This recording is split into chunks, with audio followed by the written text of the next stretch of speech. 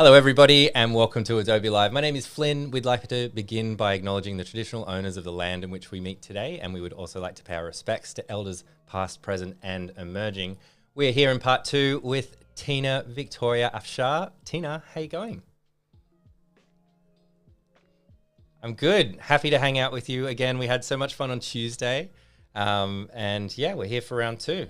So what have you been up to between Tuesday and Thursday? On the spot, go.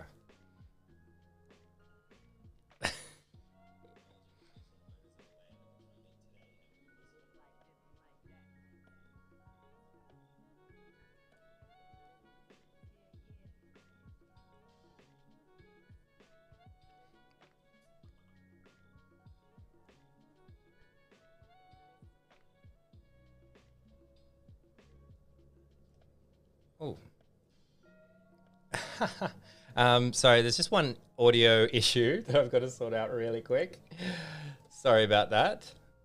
We were just talking about this. There we go. Johanna, let me know if that is better. Live streaming stuff. Okay. Can you talk for a sec, Tina? I want to make sure this is coming through okay. Yeah. If we there don't have some sort of tech, okay, cool. Yeah, it wouldn't be a We live don't have stream some sort of without tech issues. Yeah, exactly. without a little bit of stuff. Thanks. That should be working well now. It's so funny. We were just talking before about like you change like one tiny little thing and then like everything falls apart and then there you go. Yeah. That's all right. Just don't touch it. So I'm going to ask you again, and now you've had time to think about it. What have you been up to between Tuesday and Thursday? I have to say, it feels like Tuesday was yonks ago because I started my morning so nice talking to you and then went into teaching a class, which is just as nice. But we've been working on launching a website for about 2 months now. And I remember I was talking to you a couple of weeks ago and I'm like, Flynn, I'm so busy. I'm trying to launch a website. And you were like, oh, okay, sorry. And it's still not launched. So it's just been like going into different worlds. But now, starting my morning with you, you're in space. I'm in a world of color. It's going to be good. We're good. That's awesome. And just on the website, so have you done the design for it? Is it for a client? Are you working with someone else to develop it? Is it on a platform? What's the situation? What's the jam? Yeah. It's a big e-commerce website for, am I allowed to say? Maybe I won't. Maybe don't if you're not sure. Yeah, exactly. Rule of thumb. But it is for a client. I've done the design and now the build is over with the developers.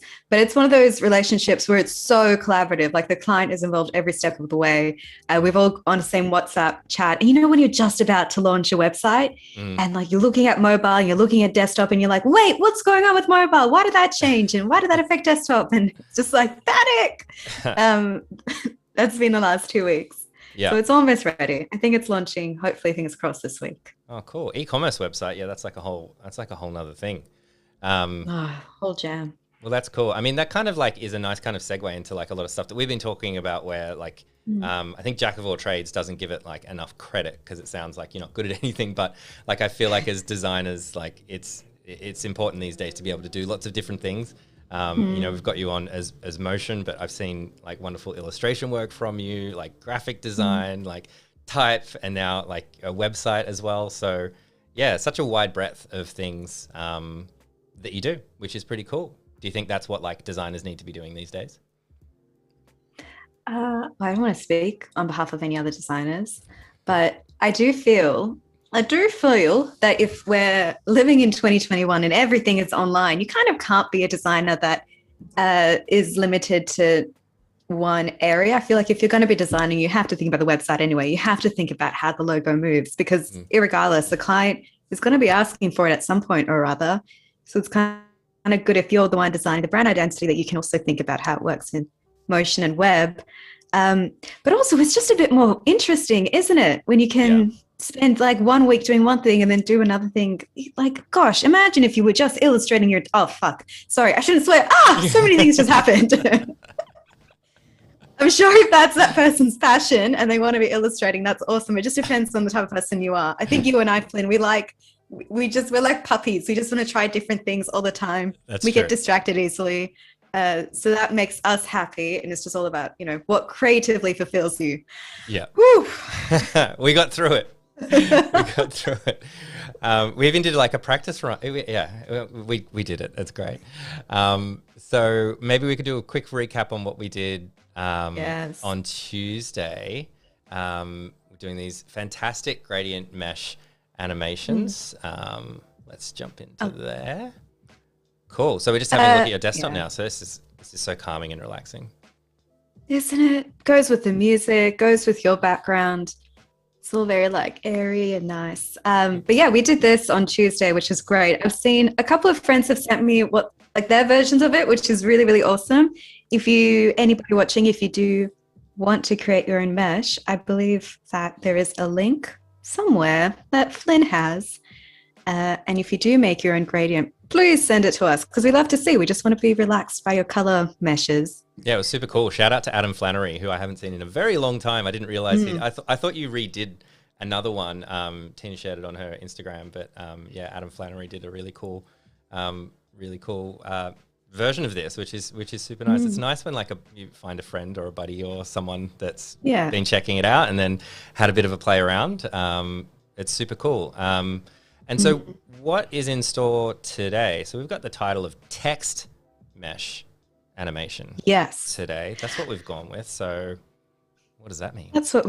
That means if you'll remember with the color one, at first it didn't mesh like this. We had to add an effect. We're going to do the same thing with type. We're going to make type move, but we're going to add a little effect to it. So it kind of starts to mesh together and move and create this bit of motion. Cool. That's what we're going to try. It is a bit fiddly, so we're going to take it nice and slow. Yeah. So we're all on the same page. And this may come useful if ever, you're working on perhaps, I don't know, like a brand identity, you need something to move in a certain way. And I found I've started to actually create effects. Say I just want to have a still, I want my text to be really meshed out and really kind of wonky and cool. I've started actually designing it or making it have that effect in After Effects and exporting it as a PSD. Right. Rather than doing it in Illustrator, because I just feel like you can get more cool effects. And so controversially today, we're not going to use the mesh warp. I'm going to show you another effect that does something very similar. Oh, keen. And we'll have fun with that. So if you're ready. Awesome. I am ready. You just reminded me just as we were kicking in. I can't remember the studio. DIA, I think they are in New York. Yes. And I remember they gave a presentation at a talk, and they were showing a lot of the stuff. They basically exclusively use After Effects to create all of their stuff, and it's a lot of not quite, I don't know if procedurally generated is the right word, but they would create a lot of things with lots of kind of crazy effects. And I remember them just showing all this stuff they did for Nike. And it was all this kinetic typography. That's the word I was looking for. Lots of kinetic typography. And then as they were talking through, they just had their After Effects thing open. They just kept pressing spacebar. And they're like, boom, you've got a poster. Boom, you've got a poster. Oof. Boom, you've got a poster. And just showing how if you can create this animation with kinetic effects and things like that, and just by pausing at any point, you're and that's that could be a poster for Nike, and it's that's exactly what they did. So down the city streets in New York, they do they have in Sydney and also in Melbourne, you'll have all the sequential banners for something. If there's a festival, it'll be the exactly the same banner, and there's thousands of them. So they did that for a campaign with Nike, but they were all different and digitally printed, so that they were all it was the animation kept following you in print. Very cool. Oh, that is such a creative turn on. I love that. It can be that, oh my gosh, you're gone. Where are you? There you are. Sorry. Just tech. It can be just as easy as that. And you know what's so satisfying about it? You create one animation, and like you said, you can just, whoopsie daisy, you can just press space, and that's one frame. Yeah. That's another frame. Keep going. Maybe that's one. It's just so satisfying, and you almost have to do nothing. You can just let After Effects do it for you. Yeah, that's it. Oh gosh, I love that studio. DIA, if anybody is interested. Mm-hmm. So shall we launch in? Let's do it. Do it. All right, let's create our comp. We're going to call this one Johanna is the best, because yes, on Tuesday it was Flynn is the best. Is that how you spell Johanna? Yes. All right, sick. All right, so we want to create this for Instagram stories. So similar to Tuesday, we're going to go 1080 by 1920. I'm going to make the frame rate actually 24 because it's automatically gone to 29.97.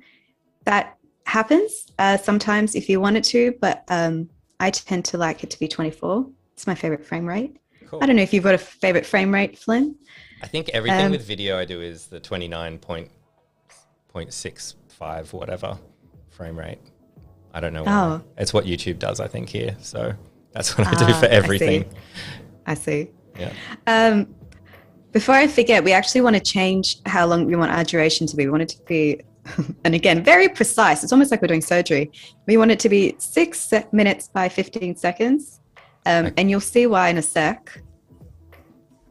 Last night when I was doing a test of this, I really did feel like I was performing surgery because I was like really close in on my laptop and I was making like little amendments. I felt like saying, pass the scalpel, pass the mouse.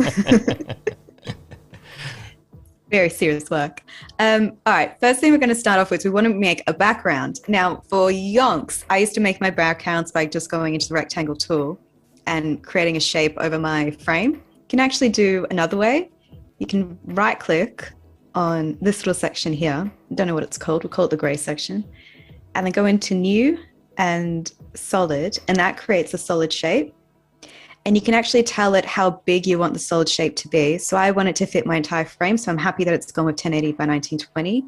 And I want to have a light color in the background. Maybe I'll just choose this one real quick, just so I can demonstrate how this works. So we'll go with like a light gray so we can see our neon type. And then you press OK and it automatically adjusts it to your space. It's center aligned. It's perfect. You don't have to worry about it.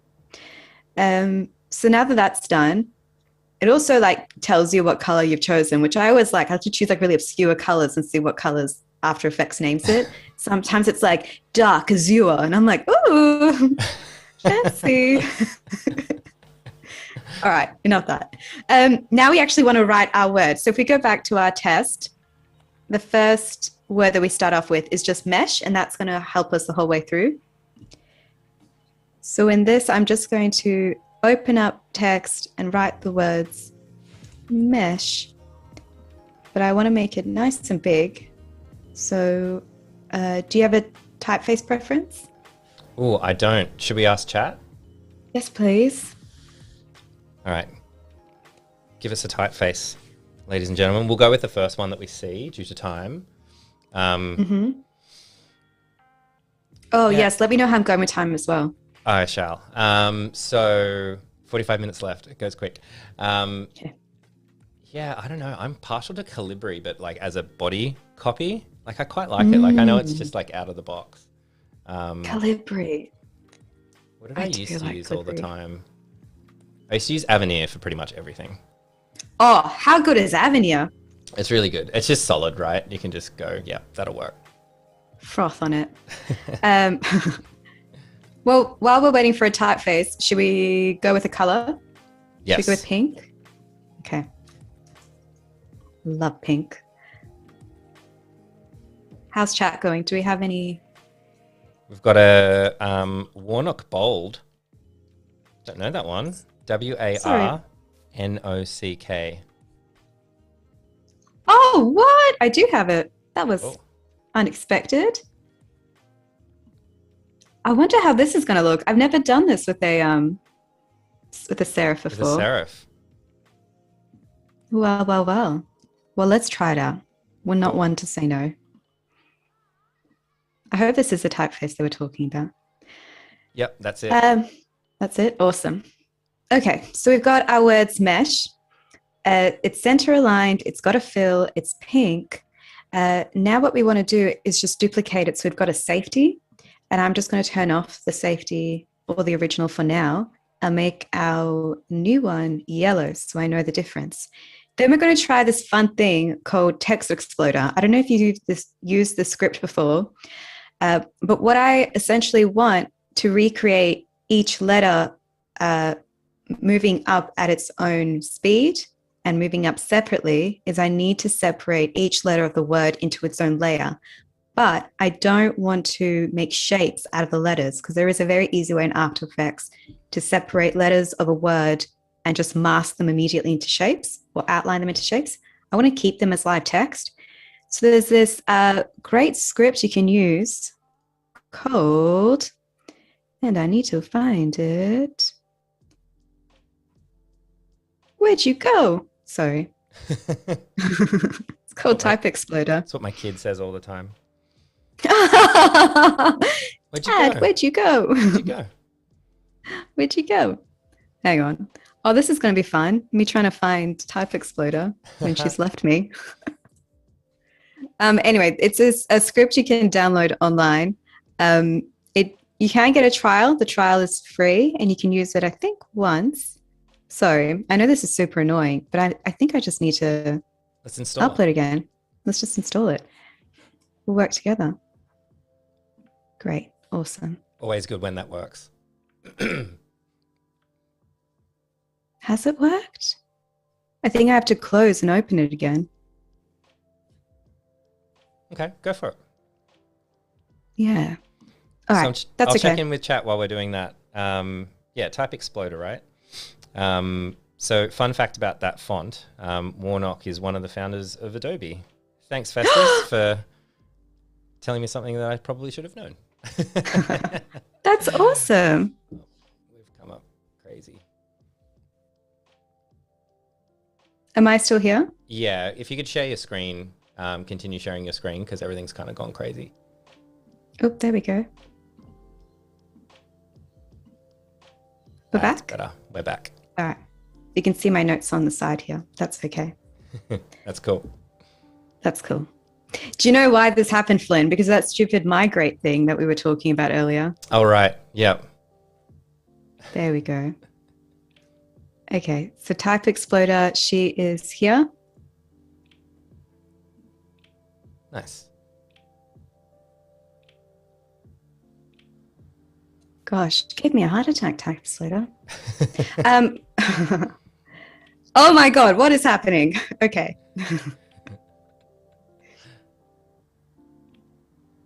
Did that work?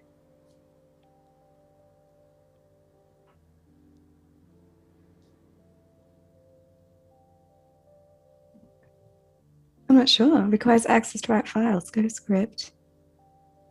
Oof. Do you know what? Let's just do this a long way. Maybe we won't use Type Exploder for now.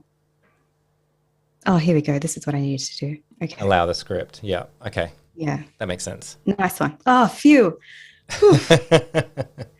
So this is something that you've downloaded? Like this is something like you've downloaded from the web or something like that? Like it's an add-on or a plugin or, yeah. Exactly. It's a script you can get online. So it doesn't come with After Effects. You have to purchase it, but it's so useful. And I tell you, I use it all the time. Because often when you are creating kinetic type, like DIA does, you want each letter to move at its own pace. You want to be able to manipulate them each and transform them separately. But you don't always want to, I suppose, make them into outlines. So this separates each letter of a word. So up here you can choose, I want to split the sentence into words. I want to split them into lines or into characters. So you've got a bit of flexibility. And if I apply it, we now see that mesh is now each its own layer, which is perfect. It's exactly what we want. And we can now turn off that first layer we had. All right.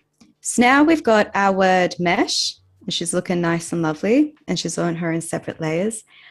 What I want to do is I want to actually make her quite small, as in the length, the duration I want her to go for is just 1.5 minutes. And you can see how long each layer is visible for, just writing down in your layers panel. But now, going back to our original, each letter appears at its own timing. Right. And it starts at the bottom. So let's go back to this one. Select all your letters, go P. And then at the 1 second mark, or maybe the 0.75 second mark, we just want to place a position keyframe there. So we want all our letters to eventually end up at this point at 0.75 seconds, but we want them to start down here. So it'll end up looking like this. Zoom. Cool. Zoom. Oh, that was our first sound effect. I love it. Zoom. But at the same time, I think we can be smoother than that. We don't have to go zoom like that. We can actually make it more like zoom. So all those keyframes. All good. Oh, good. Okay. Yep. If you select all those keyframes, right click on just one of them and go down to keyframe assist and select easy ease. Now it's just a little bit smoother. And you can see that it kind of starts slow, speeds up, and slows back down. But we can be even nicer with that. We can select it again. And I don't know if you've ever used the graph editor. We've seen it a bit on Adobe Live. Yeah.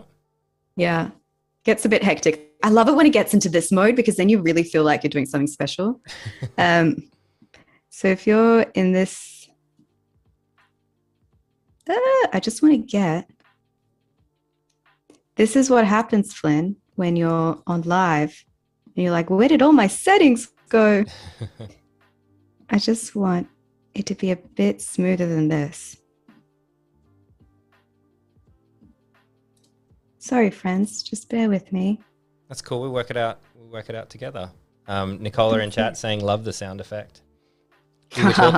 We were talking about that before, like, especially when you're home by yourself, like making little sound effects while you're creating. I do it. Tina does it. Yeah. Do you do it? All the time. I hope everybody does it. Yeah. You kind of have to do it though when you're working alone because there's nobody there to comfort you. There we go. This is what I want.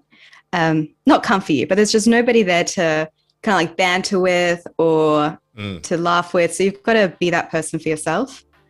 So what I've just done here is I've got these handles and I'm just adjusting how smooth I want this experience to be.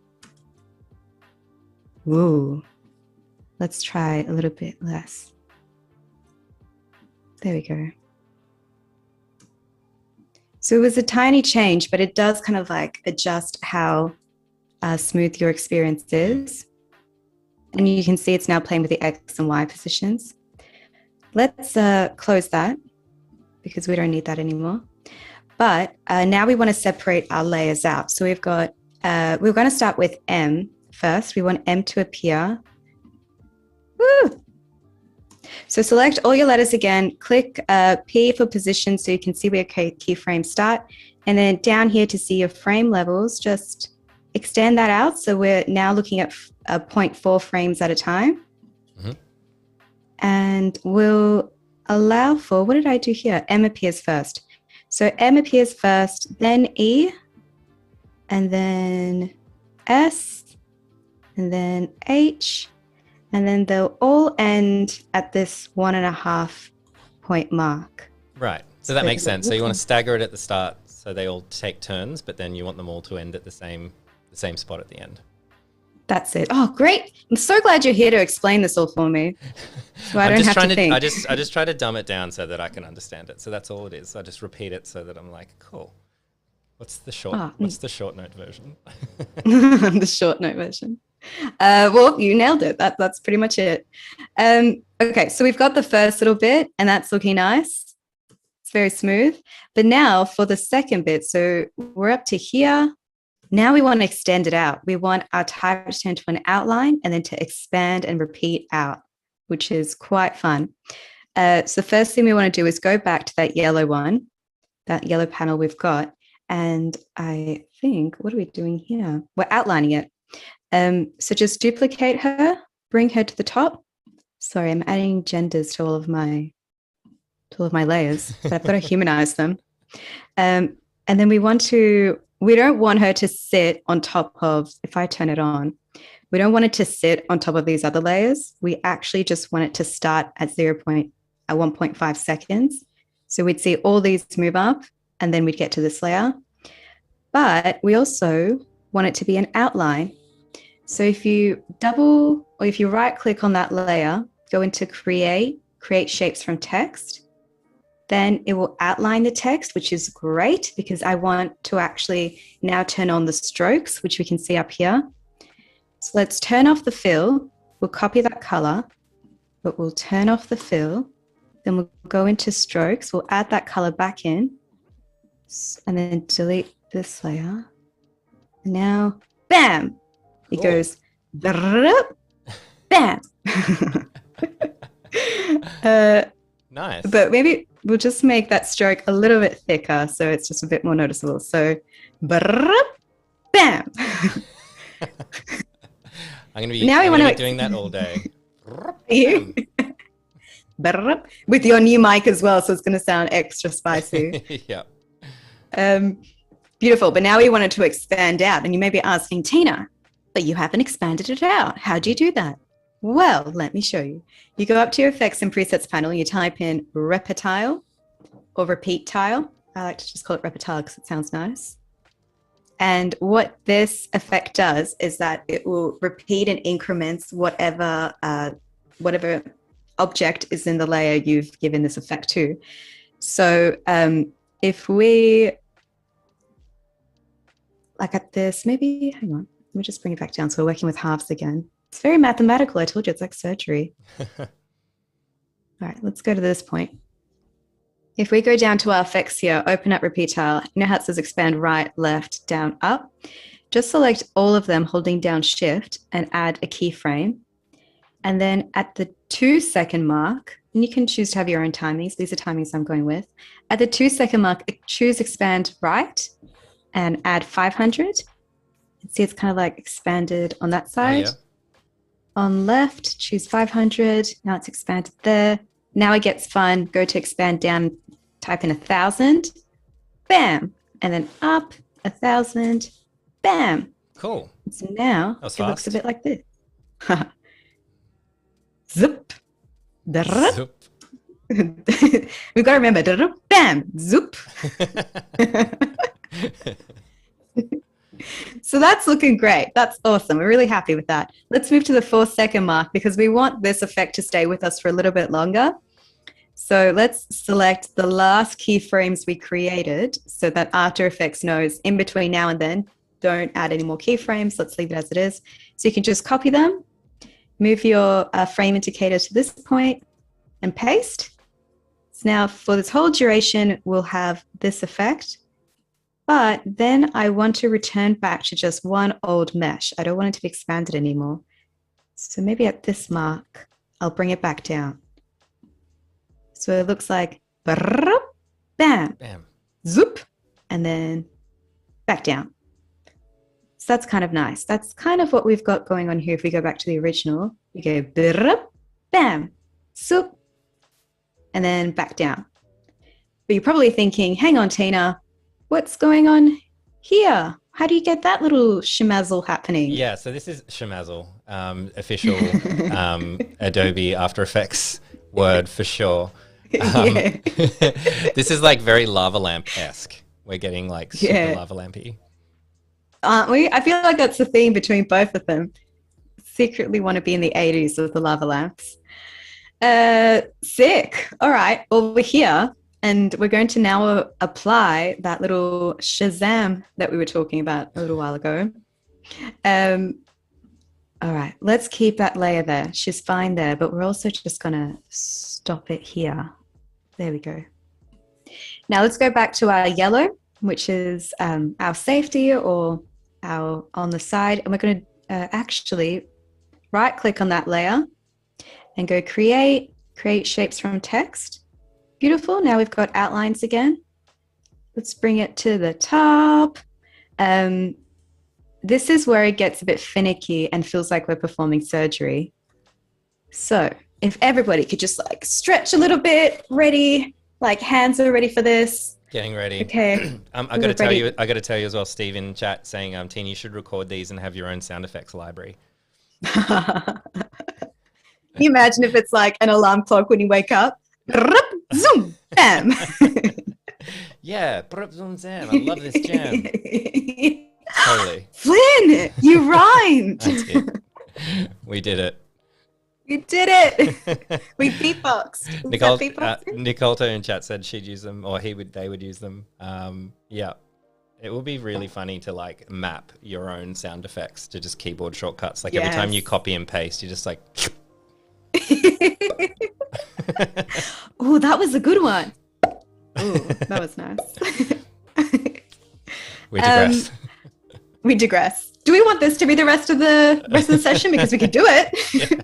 We can make it happen. We had Bill Hope came on once a long time ago and recorded some Foley sounds beforehand. I can't remember why, but something technical happened and then we couldn't do it. But yeah, he spent like quite a bit of time like creating his own sounds just in his house and connected them all up and like wanted to add them to an animation. I don't think we ended up doing it, but I think that would be a really fun stream.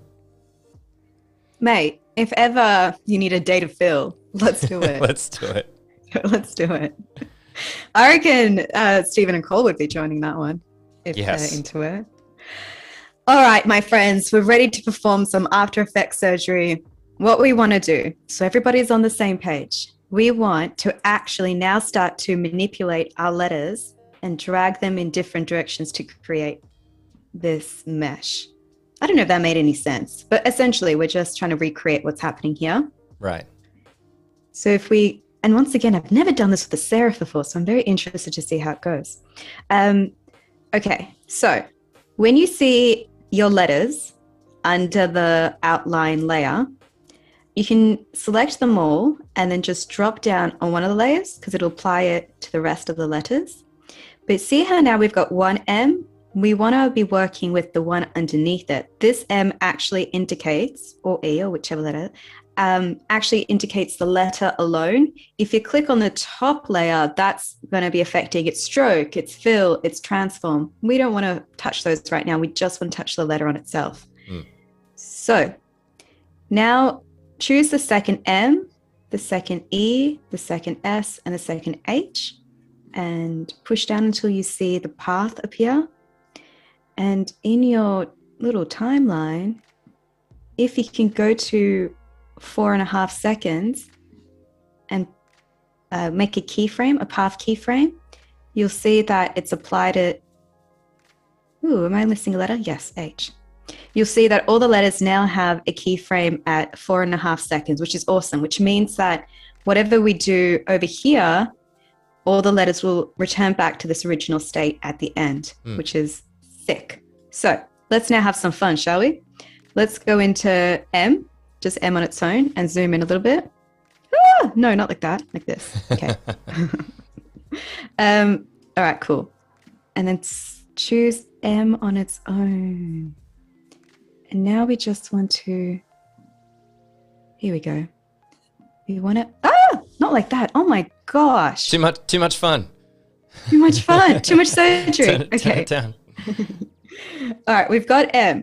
Now, these are little outlined anchor points. Select one, hold down Shift, select a couple more, because what I want to do is I want to drag it out. What? Oh, cool. So that's that first part of that little wonky manipulation happening. And so it will return like this. Zoom. Right. But we're going to apply that effect to the E as well. So Flynn, maybe you want to tell me, what direction do you want the E to go? Up, down, left, right? Okay, cool. I'll let you know that, and then maybe chat can let us know what they want to do with the H while we wait for that. Yeah. All right. Nice one. You guys let us know what you want to do with the H. Let's go down. No, you've already selected the top. Let's go up. No. It's okay. It's okay. I should have waited for you. No, what are you talking about? I'm not being a good complier. Actually, make it go up the top. No, I'm kidding. Down the bottom. Like the worst kind of collaborative This is partner. The hovering art director. Yeah. That's if we could just make it pop, that would be great. Pop, like 30 to 45% more pop. Yeah, exactly. 30 to 45% more pop. All right, with the S, maybe while we wait for the H to hear which direction we want that to go with, maybe we'll just make the S go up. Just for a bit of a, oh my God, that's hectic. We don't want to do that. Cool it down, S. What are you doing? Wow. It does feel a bit like rocket. Oh my effing Lord, S. Okay, do you know what? I'm going to have to zoom in even more. Give me my microscope. Enhance. You're watching a spy movie and then it's like really low res and they go, can you just enhance the quality? And then some tech whiz is like, presses just space bar. Yeah. Oh my God, this hates me. Let's just go sideways. Let's abort mission. Let's just go. Let's just go down. How's chat looking? Does it have anything for us? H, can it go up but on a right angle? Can it go up but on a right angle? Yes, it can. Of course. As long as it doesn't behave like our crazy S. Yeah. Although that looks kind of cool. It's like a coat hanger. Oh, yeah. Or a do not disturb sign. You can sit on the handle. I see that. You see it? All right. So what do they say? Can it go right, but on a right angle? Yes, of course it can. Let's do it. Like a 45-degree angle. Oh, yeah. So going in that direction? Yeah, I think so. That's what I read. Well, that's what's going to happen. Thanks, Steve. All right. Whoa. It's crazy. You don't want to do that. Steve, I'm sorry. That wasn't what you wanted. This is what you want, I assume. Zoom. All right, cool.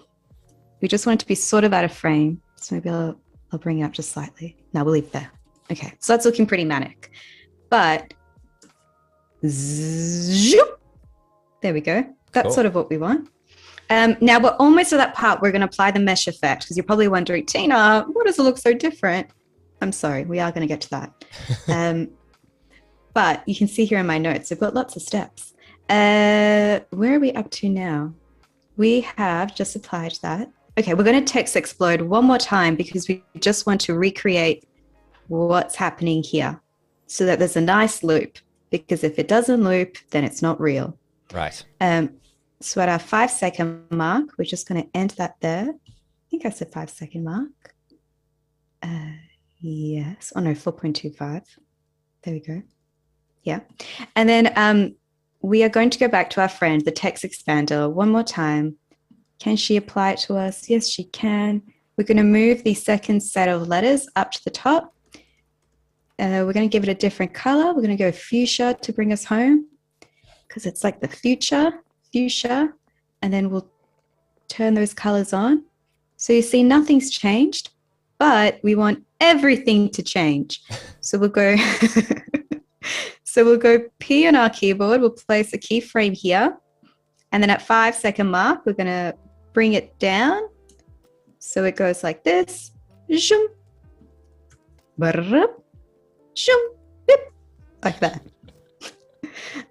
But if you remember, we applied an easy ease to this. So we want to select all those keyframes, right click on even just one of them, go down and select easy ease, apply that, go up to our graph editor and choose one of these. Graph editor usually doesn't look like this for me. It usually looks a little bit different, but because Adobe 3 minutes before our live stream decided to reset, all my settings are gone. So I don't know what settings to go to now. Live stream sabotage, internal sabotage. You know, in Microsoft Word, how it has that little clip art man that says, looks like you're trying to write a resume or looks like you're trying to write a letter. Clip art like man. You mean Clippy? Clippy! Yeah, sorry. You've probably only read about Clippy in history books, but I was there. Flynn, we are like 2 years apart-ish. Ish. At 8. But I feel like Adobe has something similar that's like, looks like you're about to do an important presentation. Wouldn't want to adjust your whole settings. Wouldn't want to force quit everything. Gosh. I'm just going to leave it because I don't know what my settings were and I don't want to ruin it. But we've got that easy ease, and easy ease is doing what we wanted to do. That's so cool. It looks like you've got me thinking, like, what would Adobe's version of Clippy be? Like, if what Adobe, do you reckon it is? I don't know. Like, if Adobe was going to create like a Clippy version, I wonder what it would be. Oh, I'm gonna have to think about that. Let me know, chat. Yes, that's a great question for chat. Also, like, do you have like a meeting coming up with the head of Adobe, Mrs. Adobe, whoever that is, that you could? Oh, Captain Adobe. Yeah, yep, definitely. Captain Adobe. Oh, yeah. I speak straight. I speak straight to the top. Yeah, of course. You got a direct line, don't you?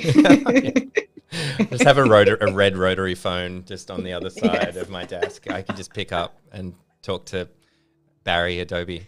Barry Adobe. All right, guys, we're almost there. We're so close. We're so close. Woo. What we want, if we go back to the original, just to see what order these letters. So zoom, it comes back in, and then the H goes down first, and the S, and the E, then the M, and they slowly disappear. So let's recreate that. Let's go to the H. We want that one to be first, and then we're working with 4-frame increments. So that's how I'm going to separate the timings here. And as they reach the ends, as they reach the bottom, I also want them to disappear. I don't want them there waiting for each other. So I'm just going to choose H, and then option right bracket is how you can close off the end of your layers, which is super handy and I had no idea about.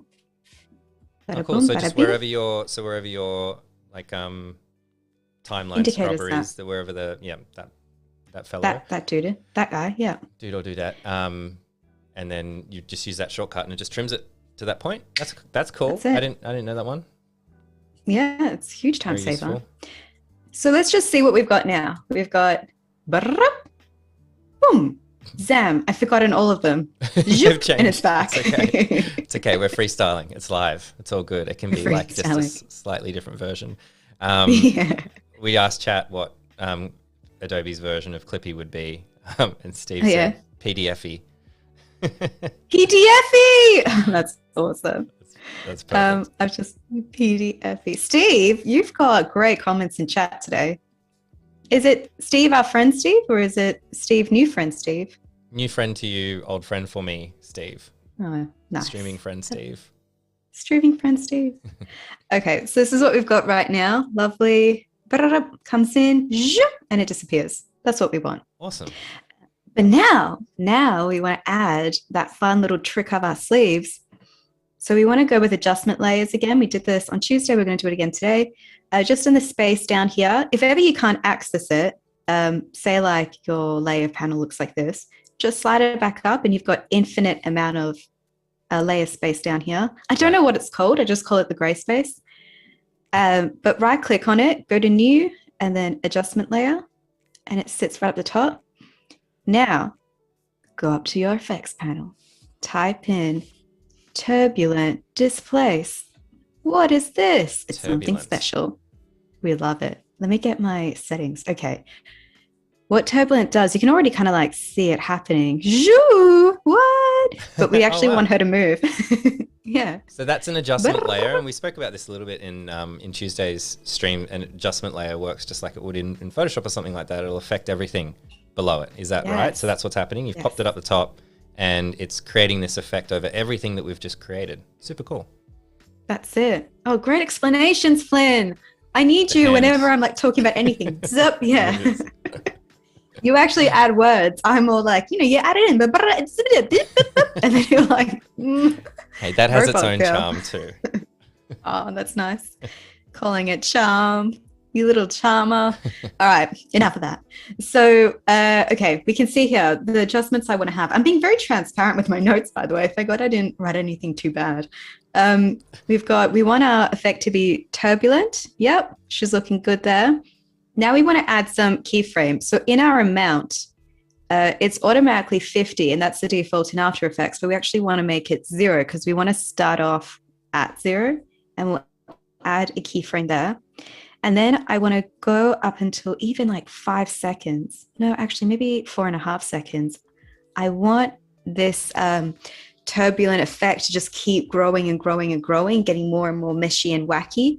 So I'm going to, at 5 seconds, ask it to go all the way up to 200, which is like that. Wow. And it actually looks quite cool with the serif. And you can see how it just continues to grow and mesh and all that sort of stuff. Wow. But then eventually we want it to come back down to normal, or down to what it originally was. I promised I would keep you updated with time, so we've got 10 minutes left, just to let you know. Oh, that's perfect. Right on time. Nice. Thank you for letting me know. Okay, so that's how it's sort of looking at the moment. Meshy, meshy, mesh. Up, moving around, zip, coming back down. But we can do better. We can do much better. We can go 1.5 complexity, and we can also add an evolution. So if we add a keyframe there, get the evolution up to 90, and it gets even more meshy, and then bring the evolution back down to 0 for when we want it to return back to normal. And then, my friends, that is all the effects you'll need. Wow. Now look at that. Zip it up. Cool. That looks awesome. It's amazing what that one adjustment layer did to the whole thing, right? To like just send it all kind of crazy. Like you built the foundations across, like made sure that the animation, it's legible at certain parts, because if you're dealing with type, you want it to be legible at some point, so that people can kind of understand. You're not kind of like squinting, being like, what? Sash? What? Yes. So it's good that you can read it at some point. So you've kind of froze at those key points, but then the adjustment layer, you literally like just added in a thing that made it pop. That's basically what you did.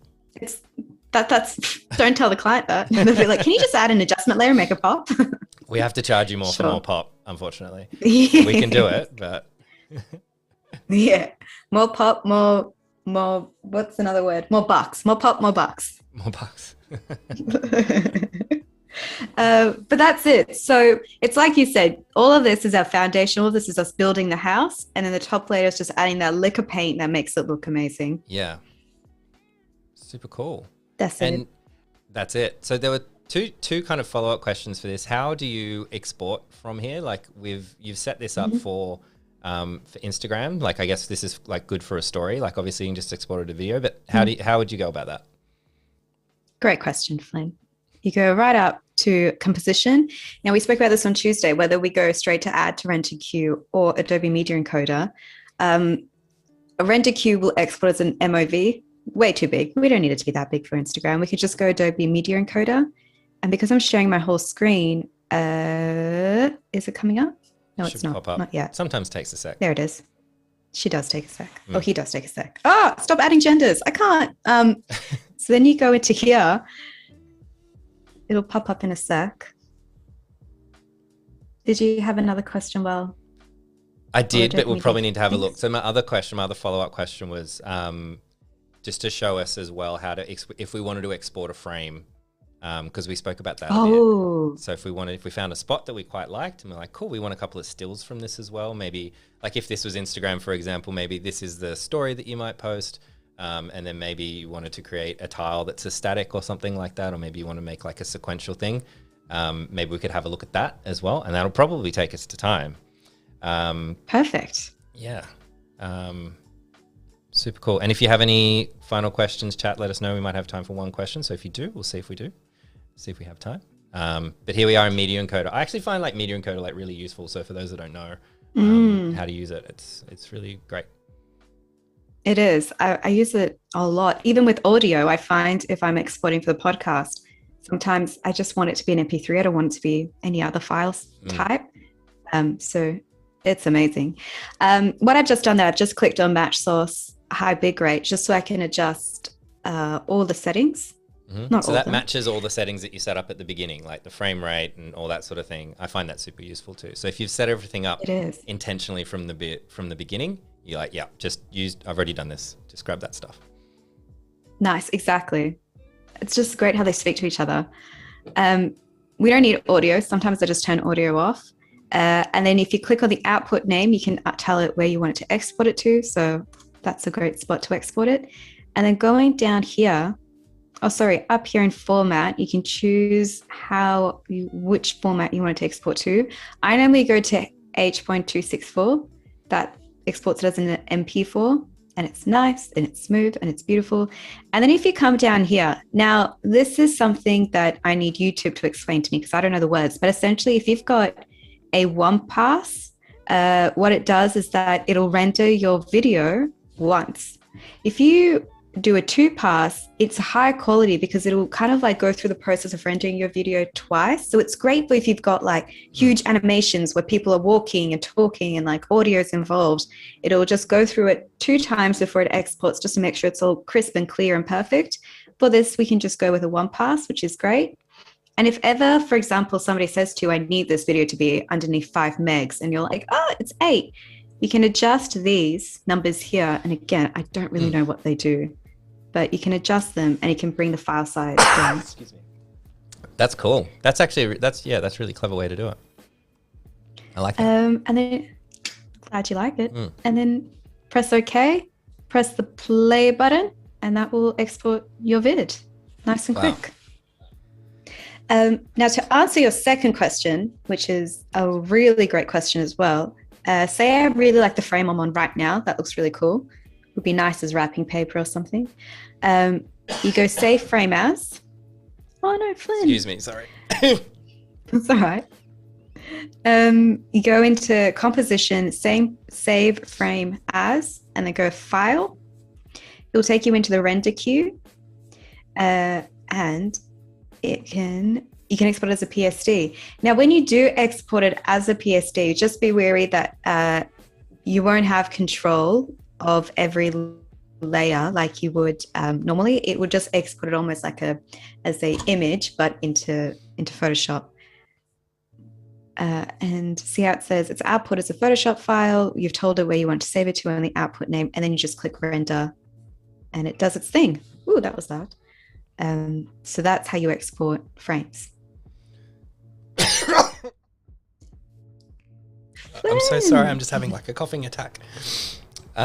Just very emotional about this. I'm going to have to say goodbye. Thank you so much, Tina. This is ridiculous. I'm not sad. I've had a great time, but I'm losing my voice. Oh my gosh. It's the end of our 2 days together. It's just getting to you. Sorry, I'm having a coughing fit. Thank you, everybody. I'm going to have to go. Tina, had a great time. I'm going to go explode over Likewise. Okay. Thanks, everyone, for watching. Okay, bye.